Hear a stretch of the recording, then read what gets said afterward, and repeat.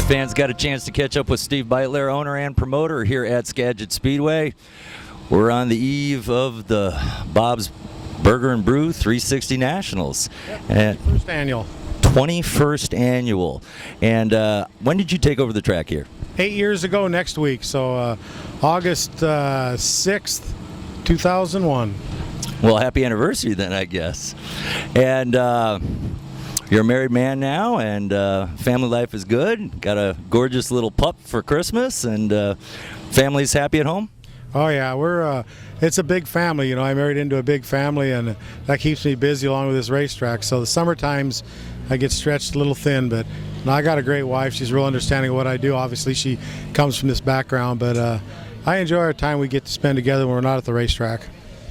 Yeah, the family's probably the most important thing we got going. In fact, that's part of what this series is all about. Is dirt track racing is synonymous with family here in the United States, and it's what keeps it going. We have many teams that go back 3, 4, and even 5 generations of drivers. Now, up here in the Northwest, a lot of people see us as kind of isolated out here.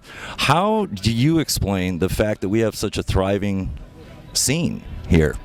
Well, there's a lot of heritage in the Pacific Northwest. You know, Evergreen Speedway's been here 54, 55 years. This is our 55th year.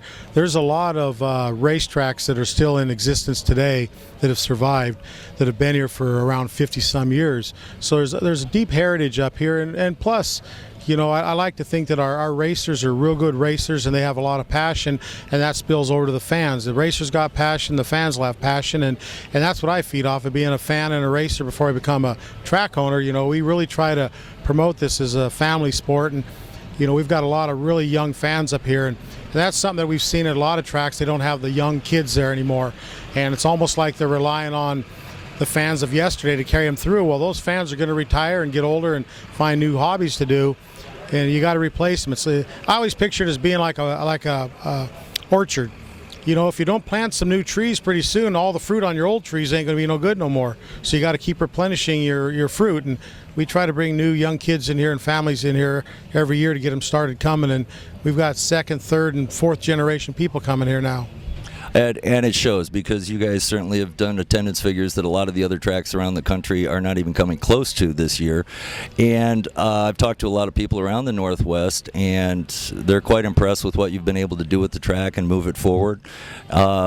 Not only with the fans, but you're growing your farm club and tending to your orchard with the young racers.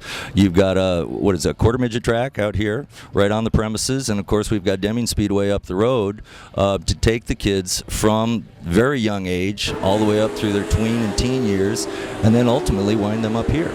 Yeah, we've got a lot of really very talented young racers that have come out of Deming Speedway, and it works well for both of us. And I work close with Paul Lemley up there, and they start out here at the quarter midget track and run there for 3 or 4 years.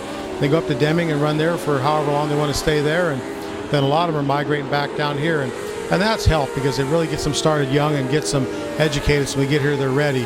And that's really important too. If you're going to have a good program, you got to have good participants and good players. And it always makes for a better show when the racers are more skilled when they finally get here to the big leagues.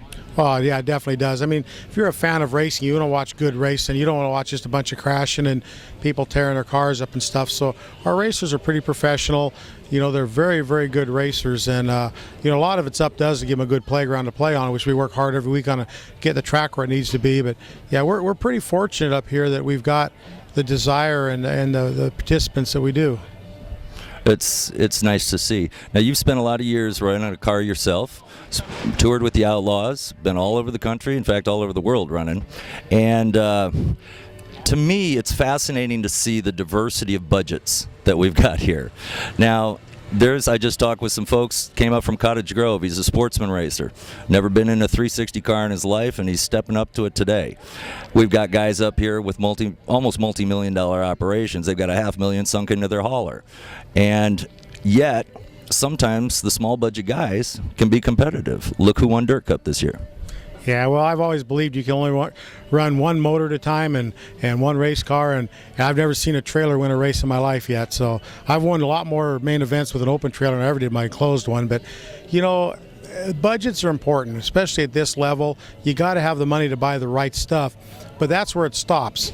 I mean, money's only going to take you so far. You got to have teamwork. It's no different than a baseball. Look at the Yankees. For how long they struggled. They spent more money than half the league did put together, and they couldn't win the pennant. You know, it's not a matter of how much money you spend, it's how you spend it. And I just think that, you know, some of our lesser financed teams have had to work harder to learn how to make their race car go faster, more competitive. And it seems to be showing, because you consistently have strong fields out here. And we were referring to Jamie Barnes, who won Dirt Cup this year. And in fact, that race is steeped in history, and it goes back how many years?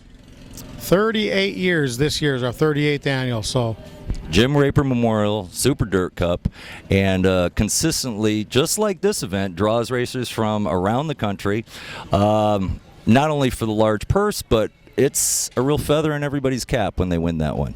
Yeah, it is a pretty prestigious race. It's been voted top 10 must-see races several times in some of the different national magazines and stuff. But, you know, it is deep in history, the Dirt Cup, but we promote it also. We let people know what a great race it is. And we've got people from, well, we had people from Australia this year.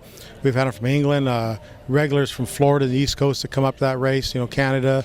So we get a big, diverse crowd for that, too. But it's one of those deals where we try to treat them all like family. And, you know, my goal when people leave the grandstands, I want them to say, you know, that was a lot of fun tonight, and the racing was pretty good too. And that's what we want. That's how we try to build this. And I teach all our employees here and our officials, everybody that works in this organization, I try to tell them, look at everything as if you were the customer. If you're driving up Highway 99 up here and you turn into Skagit Speedway, what do you want to see? How do you want to be treated? And what do you expect? That's what you need to give our customers. And if you treat everybody like you were the customer, then I think you're going to be successful. It's obviously a philosophy that's working, and I wish you all the success in the world. Congratulations on how far you've come, and I'm sure you're not done yet. From Skagit Speedway with Steve Beitler, thanks for watching.